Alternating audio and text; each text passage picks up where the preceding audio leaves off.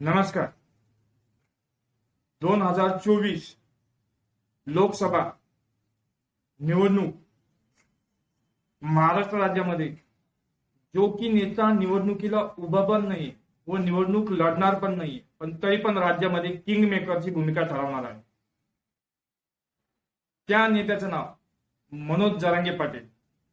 आपण या व्हिडिओच्या माध्यमातून बघणार आहोत कसे किंग मेकर ठरणार आहे मनोज जरांगे. तत्पूर्वी मी सतीश जगताप युथ इंडिया चॅनलला आपण लाईक, सबस्क्राईब व शेअर करायला विसरू नका, जेणेकरून आपल्याला सामाजिक राजकीय घडामोडीची सर्वात प्रथम बातमी आपल्याला युट्यूब चॅनलवर मिळेल. चला तर वळूया व्हिडिओकडे. आपण गेल्या वर्षभरामध्ये आपण बघतोय त्याच्या पूर्वीपासून पण मराठा आंदोलन जे की आरक्षणाच्या बाबतीत खूप मोठ्या प्रमाणात आंदोलन गाजले, परंतु हे आंदोलन खूप मोठ्या प्रमाणात व्यापक होताना दिसतंय. मनोज जरांगे पाटील यांनी जेव्हापासून मराठा आरक्षणाची भूमिका मांडली आहे तेव्हापासून त्यांची एकच भूमिका, त्या भूमिकेवर ते खूप मोठ्या प्रमाणात ठाम आहे.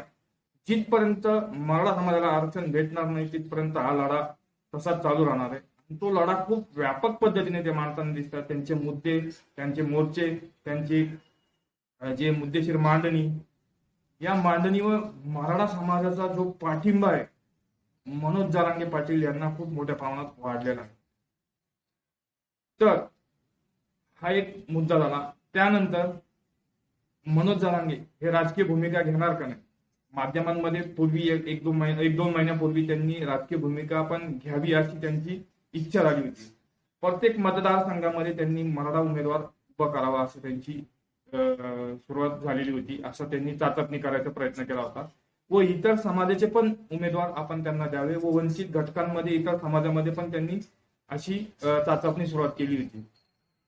परंतु आपला मेन मुद्दा डायव्हर्ट न व्हावा मराठा आरक्षणाचा, त्यामुळं त्यांनी राजकीय जी भूमिका मांडणार होते ती भूमिका थोडी साईडला ठेवली. त्यांनी माध्यमांना समजावण्याचा प्रयत्न केला की आमची अजून तयारी नाहीये, आम्ही एवढ्यातच एवढी मोठी तयारी करू शकत नाही, आणि ज्याचा फटका की राजकीय याच्यामध्ये बसला तर त्याचं विस्फोरित होईल व जे आंदोलन आहे आमचं आरक्षणाचं ते एक कुठेतरी डायव्हर्शन होईल. या प्रमाणात त्यांनी ती मांडणी केली.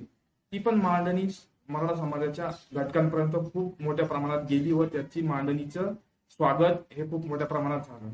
त्यांचं मेन मुद्दा व मेन टार्गेट मराठा आरक्षण आहे, त्यामुळं त्यांची भूमिका एकदम रास्त मानली गेली. खरं तर राजकीय भूमिका त्यांनी घ्यायला हवी होती असं सगळ्यांचं जाणकारांचं मत होतं, आणि त्यात त्यांना भूमिकेमध्ये यश पण आलं असतं. परंतु तरी त्यांनी पण हा विचार केला की आपली राजकीय भूमिका सध्या तरी नाही, येणाऱ्या काळात आपण ठरवू, गोरगरीब वंचित घटक आपण नेतृत्व उभं करायला हवं, हे त्यांची भूमिका होती.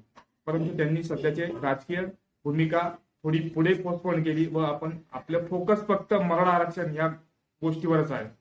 तत्पूर्वी त्यांनी सांगताना असंही सांगितलं की मराठा आरक्षणाला जे कोणी विरोध करत असेल सध्या आपण उमेदवार न देता आपल्याला उमेदवार पाडायचे. आता याचा रोग कुठे आहे हे आपल्याला या माध्यमातून तर लक्षातच येईल. सर्वात प्रथम ज्यांनी मराठा आरक्षणाच्या बाबतीत समर्थन नाही केलं व विरोधाच्या भूमिका घेतल्या त्या उमेदवाराला आपण पाडायचंय. ह्या भूमिका लक्षात घेता मराठा आरक्षणाचा जो मुद्दा गाजलेला होता याच्यामध्ये मनोज जरांगे पाटील हे महाराष्ट्रामध्ये तरी किंग मेकर ठरताना दिसत आहे. आता मराठा समाजाचे मत कोणाच्या पारड्यात जातील व कोण निवडून येईल हा येणारा काळच ठरवेल.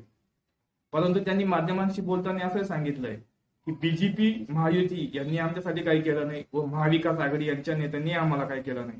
मग आता तिसरा पर्याय कुठं प्रकाश आंबेडकरांकडे मराठा मतदान वळेल की महाविकास आघाडीकडे वळेल हे येणारा काळच ठरवेल.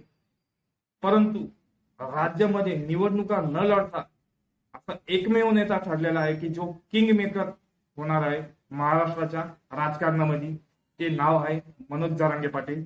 तर आपल्याला या व्हिडिओच्या माध्यमातून आपल्याला आपले मनोगत व्यक्त करावे की मनोज जरांगे पाटील हे महाराष्ट्र राज्याचे किंग मेकर ठरणार की नाही. तत्पूर्वी मी आपली रजा घेतो. धन्यवाद.